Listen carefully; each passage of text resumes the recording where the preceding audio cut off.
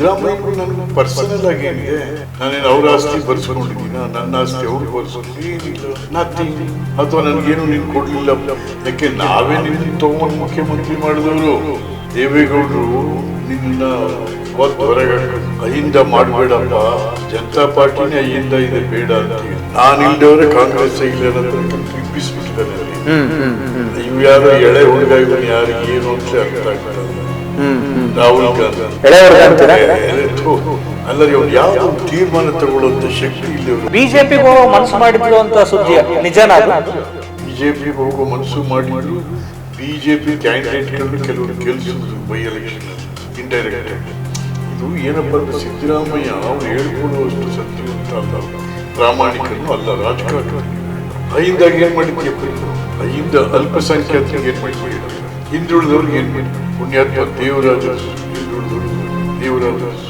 ಈ ರಾಜ್ಯದ ಏನು ಆಡಳಿತ, ಈ ಮುಖ್ಯಮಂತ್ರಿಗಳ ಈ ಕುರ್ಚಿ ಕಾದಾಟ, ಗಂಡ ಹೆಂಡತಿ ಜಗಳದ ನಡುವೆ ಕೂಸು ಬಡವಾಯ್ತು ಅನ್ನೋಂಗೆ ರಾಜ್ಯದ ಅಭಿವೃದ್ಧಿ ಯಾವ್ದ್ ಕಡೆ ಹೋಗ್ತಾ ಇದೆ, ನಾನ್ CM ಆಗ್ಬೇಕು, ಉಳಿಸ್ಕೋಬೇಕು ಅನ್ನೋಂತ ಈ ತಿಕ್ಕಾಟ ನೋಡಿದ್ರೆ ಏನನ್ಸುತ್ತೆ ನಿಮಗೆ? ಅಲ್ಲ, ಇಲ್ಲಿ ಆಡಳಿತವೇ ಇಲ್ವಲ್ಲ. ಇಲ್ಲ ಅಂತೀರಾ? ಮತ್ ನಾನು ಮುಖ್ಯಮಂತ್ರಿ ಆಗಿರ್ತೀನಿ. ಅದೇ ಮುಖ್ಯಮಂತ್ರಿಗಳು ಇದ್ದಾರೆ, ಮಂತ್ರಿಗಳು ಇದ್ದಾರೆ, ಡೆಪ್ಯೂಟಿ ಚೀಫ್ ಮಿನಿಸ್ಟರ್ ಇದ್ದಾರೆ. ನೀವು ಬೆಳಗ್ಗೆ ಎದ್ರೆ ಏನಾಯ್ತು, ನಾನು 5 ವರ್ಷ ಮುಖ್ಯಮಂತ್ರಿ, ನಾನು 5 ವರ್ಷ ಅಂತ. ಉಪಮುಖ್ಯಮಂತ್ರಿ ಮುಂದಿನ 15ನೇ ತಾರೀಕು ನಾನು. ಏನಾಗಿದೆ ಇದು? ಅಧಿಕಾರದ ಮೇಲಾಟ. ಇವತ್ತು ಆಡಳಿತ ಸಂಪೂರ್ಣವಾಗಿ ಕುಸಿದಿದೆ. ಆಡಳಿತವೇ ಇಲ್ಲದ ಮೇಲೆ ಅಭಿವೃದ್ಧಿಯ ನಿರೀಕ್ಷೆ ಇರೋದಿಲ್ಲ. ಆಡಳಿತ ಇದ್ರೆ ತಾನೇ ಅಭಿವೃದ್ಧಿ. ಮತ್ತೆ ಗ್ಯಾರಂಟಿ ಯೋಜನೆ ಕೊಟ್ಟಿದೀವಿ, ಜನರ ಬದುಕು ಸ್ವಲ್ಪ ಮೇಲ್ಮಟ್ಟಕ್ಕೆ ಬಂದಿದೆ, ಸುಧಾರಿಸಿದೆ ಅಂತೆಲ್ಲ ಹೇಳ್ತಾರಲ್ಲ. ನೀವು 2000 ರೂಪಾಯಿ ಕೊಟ್ಬಿಟ್ರೆ ಮೇಲ್ಮಟ್ಟಕ್ಕೆ ಬಂದ್ಬಿಡ್ತಾ ಇದ್ದು. ಅದಲ್ಲ ದುಡಿಯೋ ಕೈಗೆ ಉದ್ಯೋಗ ಕೊಡ್ಬೇಕು. ಈಗ ಇತ್ತೀಚೆಗೆ ದೊಡ್ಡ ಮಟ್ಟದ ಸ್ಟ್ರೈಕ್ ಎಲ್ಲ ಮಾಡಿದ್ರು ವಿದ್ಯಾರ್ಥಿಗಳೆಲ್ಲ. ದುಡಿಯೋ ಕೈಗೆ ಉದ್ಯೋಗ ಕೊಡು. ಸುಮಾರು 2 ಲಕ್ಷ ಸರ್ಕಾರದ ನೌಕರಿ ಅಧಿಕಾರಿಗಳ ಪೋಸ್ಟ್ ಖಾಲಿ ಬಿದ್ದಿದ್ದಾವೆ. ಹೌದು, ಅವು ಖಾಲಿ ಬಿದ್ದಿದೆ ಅಂತಂದ್ರೆ ಆಡಳಿತ ಇಲ್ಲ. ನಿಮ್ಗೆ ಅಧಿಕಾರಿಗಳಿಲ್ಲ ಅಂದ್ರೆ ಆಡಳಿತ ಎಲ್ಲಿ? ಆಡಳಿತವೇ ಇಲ್ಲದ ಮೇಲೆ ಅಭಿವೃದ್ಧಿಯಲ್ಲಿ. ಕರೆಕ್ಟ್. ಹಾಗಾಗಿ ಏನಾಗಿದೆ ಅಂತಂದ್ರೆ ಏನೋ ಒಂಥರ ಅರಾಜಕತೆ, ಹೇಳೋರಿಲ್ಲ ಕೇಳೋರಿಲ್ಲ. ಆಮೇಲೆ ಈ ಮುಖ್ಯಮಂತ್ರಿ ನಾನೇ ನನಗಿಂತ ಯಾವನ್ ಗೊತ್ತು, ನನಗೆ ಎಲ್ಲ ಗೊತ್ತು, ಈ ತರ ಉದ್ದಟತನ. ಸೊ ಹಾಗಾಗಿ ಅಲ್ಲ, ಈಗ ನಮಗೇನು ಅನ್ಸೋದು, ಕೆಲವರು ವಿಶ್ಲೇಷಣೆ ಮಾಡೋದೇನು ಅಂದ್ರೆ, ಇಲ್ಲ ಸಿದ್ದರಾಮಯ್ಯನವರು ಮತ್ತೆ H. ವಿಶ್ವನಾಥ್ ಅವರು ಮೊದಲು ಬಹಳ ಆಪ್ತರಾಗಿದ್ರು, ಈಗ ಸ್ವಲ್ಪ ದೂರ ಆಗಿರೋದ್ರಿಂದ ಅವ್ರ ಬಗ್ಗೆ ಈ ರೀತಿ ಕಟುವಾಗಿ ಟೀಕೆ ಮಾಡ್ತಾರೆ ಅಂತ. ನಿಜ.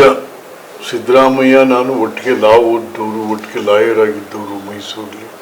ನಾನು 78ರಲ್ಲಿ MLA ಆದೆ, 78ರಲ್ಲಿ ತಾಲೂಕು ಬೋರ್ಡ್ ಮೆಂಬರ್ ಆಗಿದ್ರು. ನಿಜ, ಹೌದಿಲ್ಲ ಅಂತಿಲ್ಲ. ಬಟ್ ನಾನು ಸಿದ್ದರಾಮಯ್ಯನ ಟೀಕೆ ಮಾಡ್ತಾ ಇಲ್ಲ. ಜನ ಅವ್ರಿಗೆ ಕೊಟ್ಟಿರ್ತಕ್ಕಂಥ ಜವಾಬ್ದಾರಿ ಬಗ್ಗೆ, ಆ ನಿರ್ಲಕ್ಷ್ಯದ ಬಗ್ಗೆ ನಾನು ಮಾತಾಡ್ತಾ ಇದ್ದೀನಿ. ಅಧಿಕಾರ ಅಲ್ಲ, ಅಧಿಕಾರ ಅನ್ನೋ ಪದಪ್ರಯೋಗವೇ ತಪ್ಪು. ಜನ ನಿಮ್ಗೆ ಚುನಾವಣೆಯಲ್ಲಿ ಸೇವೆ ಮಾಡೋದಕ್ಕೊಂದು ಅವಕಾಶ, ಆಡಳಿತ ನಿಮ್ಗೆ ಜವಾಬ್ದಾರಿ. ನಿಮ್ಗೆ ಅಧಿಕಾರ ಅಲ್ಲ ಕೊಟ್ಟಿರೋದವರು, ಜವಾಬ್ದಾರಿ. ನೀನ್ ಮಜಾ ಮಾಡಪ್ಪ ಅಧಿಕಾರ, ನೀನು ನಿನ್ನ ಹೆಂಡತಿ ಮಕ್ಕಳು ದುಡ್ಡು ಮಾಡಿಕೊಂಡು.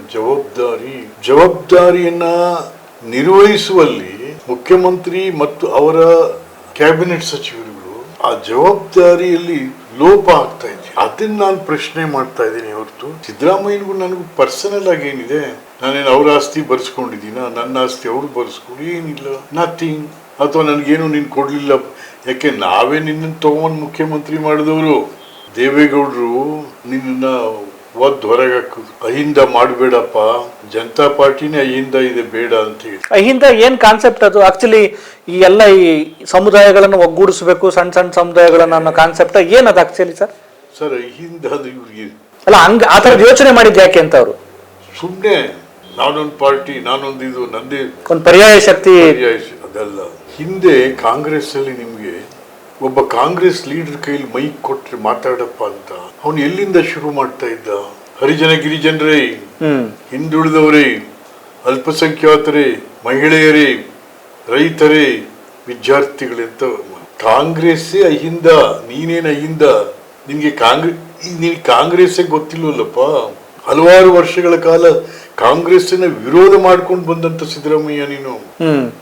ಯಾವಾಗ ದೇವೇಗೌಡರು ಅವರ ವಿರುದ್ಧ ನೀನು ಹೊರಟಾಗ ತೆಗೆದು ಹೊರಗೆ ಹಾಕಿದ್ರು. ಧರ್ಮ್ ಸಿಂಗ್ ಗೌರ್ಮೆಂಟ್ಲಿ ನೀವು ಡೆಪ್ಯೂಟಿ ಚೀಫ್ ಮಿನಿಸ್ಟರ್ ಆಗಿದ್ದು, ಡೆಪ್ಯೂಟಿ ಚೀಫ್ ಮಿನಿಸ್ಟರ್ ಕಿತಾಕಿ ಜನತಾದಳದ ಪ್ರೈಮರಿ ಮೆಂಬರ್ಶಿಪ್ ಅನ್ನು ಕಿತಾಕಿ ಹೊರಗೆ ಹಾಕಿದ್ರು. ಬೀದಿಗೆ ಬಿದ್ದಿದ್ದೆ ಆಗ ನೀನು. ಬೀದಿಗೆ ಬಿದ್ದವನ್ ಕರ್ಕೊಂಬಂದವ್ರು ಯಾರು? ನಾವು ಬಾ, ಕಾಂಗ್ರೆಸ್ ಕೂಡ it's A secular ideology party ಅಂತೇಳಿ ಎಲ್ಲಾರ ಮನೆ ಬಾಗಿಲಿಗೂ ತಿರುಗಿ ಹೊತ್ತು ನಿಮ್ಮನ್ನ ಕಾಂಗ್ರೆಸ್ ಸೇರಿಸ್ತಾ ಹೋಗುತ್ತೆ.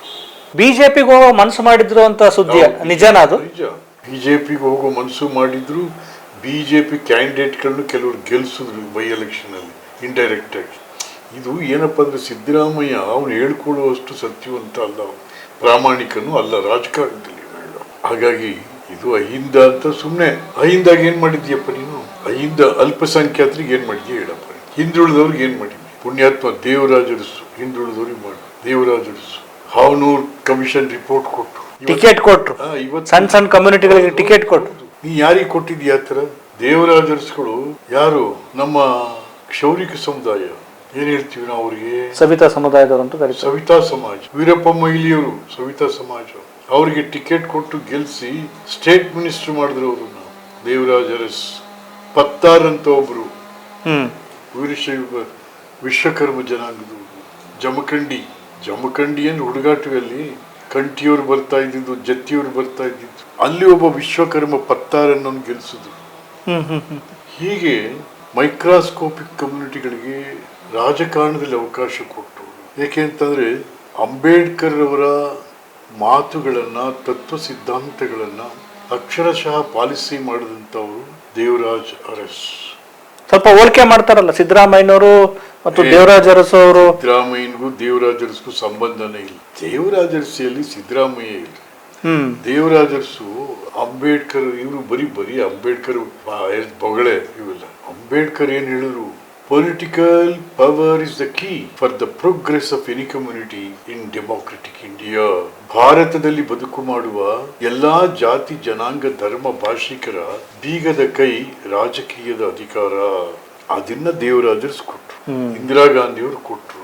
ನೀನ್ ಯಾರು ಕೊಟ್ಟಿದ್ದೀಯಪ್ಪ? ನೀನ್ ಕುರುಬುರನ್ನೇ ಮುಗಿಸ್ತೆ. ಇಲ್ಲ, ಒಂದು ಕಮ್ಯುನಿಟಿ ನನ್ನ ಜೊತೆಗಿದೆ, ಬೆಂಬಲ ಇದೆ ಅಂತ ಹೇಳ್ತದ. ಸುಮ್ನೆ ಹೊಡಿತಾವೆಲ್ಲ. ಒಂದು ಪರ್ಯಾಯ ಅಂದ್ರೆ ಅವ್ರ ನಂತರದ ಇನ್ನೊಂದು ರಾಜಕಾರಣವನ್ನು ಬೆಳೆಸಲಿಲ್ಲ ಅಂತ ಅಂದ್ರೆ ರಾಜಯನ್ನು ವ್ಯಕ್ತಿಗಳನ್ನ ಬೆಳೆದವ್ರು ತುಳಿದಾಗನು. ಈಗ ನಮ್ಮನ್ನೇ ಕರ್ಕೊಂಬಂದವ್ರನ್ನೇ ತುಳಿದ ಹಾಕಿ. ನಿಮಗ್ ಬೇಜಾರಿದೆ ಪಾಪ, ನಿಮಗೆ ಅವಕಾಶ ಅಥವಾ ನನಗೆ ಹಂಗಲ್ಲ. ನನಗೆ ಯಾವ I am not after power. ಬೇರೆ ವಿಚಾರ. ಪವರ್ ಜನ ಕೊಡೋದು, ನೀವನ್ ಯಾವ ಕೊಡಕ್. ನಾನು ಇನ್ನೊಂದು ಮಾತಿದೆ, ಸಿದ್ದರಾಮಯ್ಯ ಅಧಿಕಾರಕ್ಕೆ ಬಂದ ನಂತರ ಆಯಕಟ್ಟಿನ ಸ್ಥಳದಲ್ಲಿ ಕುರುಬ ಸಮುದಾಯಕ್ಕೆ ಸಂಬಂಧಪಟ್ಟವ್ರನ್ನೇ ಕೂರಿಸಿದ್ರು ಅಂತ. ಕೂರಿಸಿದಾನೆ. ಪ್ರಚಾರ ಅದು ಕೆಟ್ಟ ಪ್ರಚಾರ. ಎಲ್ಲಿ ಆಯಕಟ್ಟಿನ ಜಾಗದಲ್ಲಿ ಕೂರ್ಸೋರೆ? ಯಾವ ಮಂತ್ರಿ ಕೊಟ್ಟವನೇ ಅವ್ರಿಗೆ? ಯಾವ ಮಂತ್ರಿ ಕೊಟ್ಟವನು? ಅಧಿಕಾರಿಗಳನ್ನ. ಅಧಿಕಾರಿಗಳು ಅವ್ರವ್ರ ಇದ್ರ ಮೇಲೆ ಹೋಗ್ತಾರೆ. ಈಗ IAS ಸಿಗ್ತಾರೆ, ಯಾರೋ ಒಬ್ಬ ಇಬ್ಬ ಇರ್ತಾರೆ.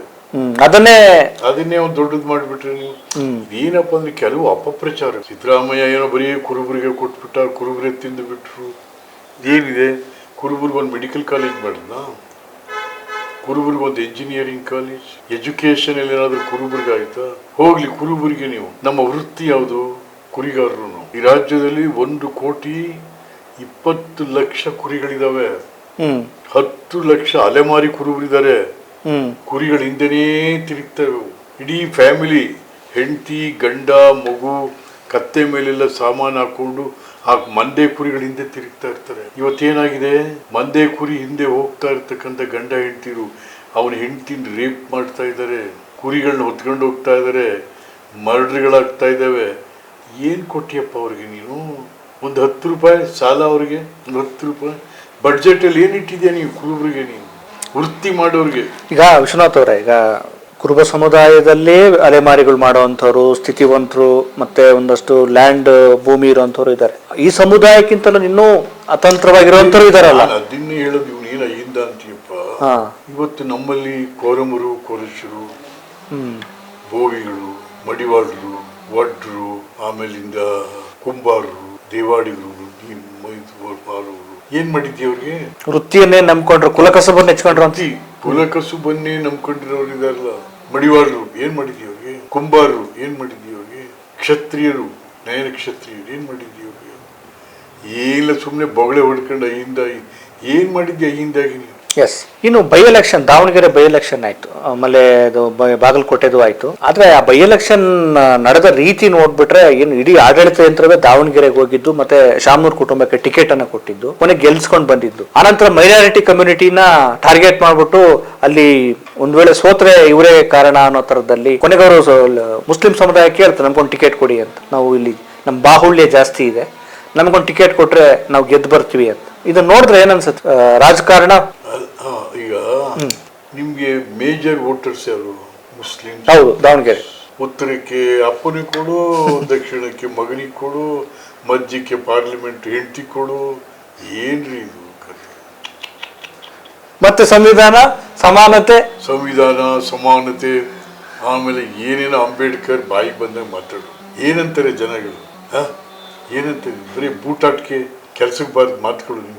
ಅವ್ನು ಟಾರ್ಗೆಟ್ ಮಾಡಿದ್ದೇನಂತ, ಮತ್ತೆ ಮುಸ್ಲಿಂ ಸಮುದಾಯದ ವ್ಯಕ್ತಿಗಳನ್ನ ಒಬ್ಬೊಬ್ಬರನ್ನ ಅಧಿಕಾರನ ಕೆಳಗಿಳಿಸ್ಬಿಟ್ರು. ಇದು ಮುಂದಿನ ಚುನಾವಣೆಗೆ ಏನಾದ್ರು ಈ ಕಮ್ಯುನಿಟಿ ಇವ್ರನ್ನ ಆಂಟಿ ಆಗುವಂತ ಎಗನೆಸ್ಟ್ ಆಗೋ? ಖಂಡಿತವಾಗಿಯೂ ಜನ ಕಾಯ್ತಾ ಇದ್ದಾರೆ ಸಿದ್ದರಾಮಯ್ಯನ ಕೆಳಗಿಳಿಸಕ್ಕೆ. ಕಾಂಗ್ರೆಸ್ ಇಂದ ಹಾಳು ಮಾಡ್ಬಿಟ್ಟ ಸಿದ್ದರಾಮಯ್ಯ. ಈಗ ಆಯ್ತು, ಡಿ ಕೆ ಶಿವಕುಮಾರ್ ಬಂದ್ರೆ ಸರಿಯಾಗಿ ಬಿಡುತ್ತಾ? ಅಲ್ಲ, ಬೇರೆ ವಿಚಾರ.